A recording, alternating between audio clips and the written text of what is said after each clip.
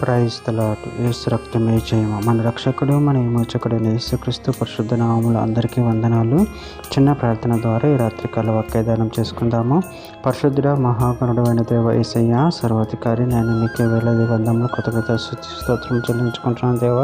దేవ రాత్రికాల సమయంలో ప్రభు వాక్య భాగం ధ్యానిస్తుండగా వాక్య భాగం మాకు అర్థమవటం సహాయం చేసి మీ కృపలో బలపరిచి మీకు మాదిరిగా మమ్మల్ని నడిపించమని ఈ చిన్న ప్రార్థన ప్రభు ఒక యేసుక్రీస్తు అతి పరిశుద్ధ నామములో అడిగి వేడుకుంటున్నాను తండ్రి. Amen amen. కీర్తనల గ్రంథం 19వ అధ్యాయం 1వ వచనము. ఆకాశములు దేవుని మహిమను వివరించుచున్నవి, అంతరిక్షము ఆయన చేతి పనిని ప్రచురించుచున్నది. ఆమెన్. దేవుడి వాక్య భాగం దీవించును గాక. ప్రభు నుండి ప్రియులరా, ఇక్కడ వాక్య భాగంలో గమనించినట్లయితే ఆకాశములు దేవుని మహిమను వివరించుచున్నవి, అంతరిక్షము ఆయన చేతి పనిని ప్రచురించుచున్నది. అదేవిధంగా వాక్య భాగంలో గమనించినట్లయితే కీర్తన గ్రంథం 33వ అధ్యాయం 6వ వచనంలో యెహోవా వాక్కు చేత ఆకాశములు కలిగిన, ఆయన నోటి ఊపిరి చేత వాటి సర్వ సమూహము కలిగిన.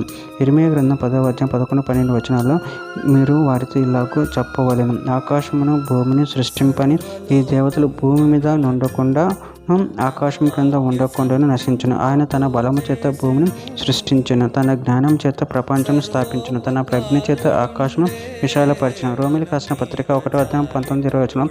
ఎందుకనగా దేవుని గురించి తెలియశక్యమైనదేదో అది వారి మధ్య విషాదమై ఉన్నది, దేవుడు అది వారికి విషాదపరిచిన. ఆయన అదృశ్య లక్షణం అనగా ఆయన నిత్య శక్తియు దైవత్వమును జగతుత్పత్తి మొదలుకొని సృష్టింపబడిన వస్తువులను ఆలోచించడం వలన కేటబడుచున్నవి గనుక వారు నిరతులై ఉన్నారు. దానియేలు గ్రంథం 12వ అధ్యాయం 3వ వచనం. బుద్ధు మంత్రత ఆకాశ మండలములోని జ్యోతులను పోలిన వారే ప్రకాశించెదరు, నీతి మార్గం అనుసరించి నడుచుకున్నట్లు ఎవరు అనేకులను త్రిప్పుతారో వారు నక్షత్రముల నిరంతరమును ప్రకాశించెదరు.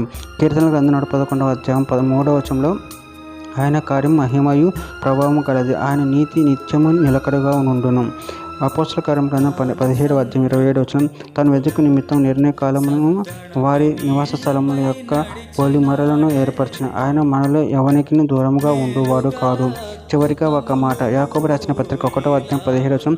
శ్రేష్టమైన ప్రతియు సంపూర్ణమైన ప్రతి వరమును పరిసంబంధమైనది జ్యోతిర్యమయుడగు తండ్రి యొద్ద నుండి వచ్చును, ఆయన యందు ఏ సంచలత్వమైన గమనముల వలన కలుగు ఏ ఛాయనను లేదు. ఆమె. దేవుడి వాక్య భాగం దీవించిన కాక చిన్న ప్రార్థన చేసుకుందాము. పరిశుద్ధుడ మహాగణుడు అయిన దేవ యేసయ్య, మీరు ఇచ్చిన వాక్యదానానికి ప్రభావం కృతజ్ఞతలు చెల్లించుకుంటూ మీ ప్రేమ కృపల ప్రభావం మమ్మల్ని నిరంతరం కాపాడి నీకు మాదిరిగా మమ్మల్ని నడిపించి మీ చిత్తంలో ఎదిగేట్లు సహాయం చేయమని చిన్న ప్రార్థన యేసుక్రీస్తు పరిశుద్ధ నామములో అడిగి వేడుకుంటున్నాను తండ్రి. Amen amen.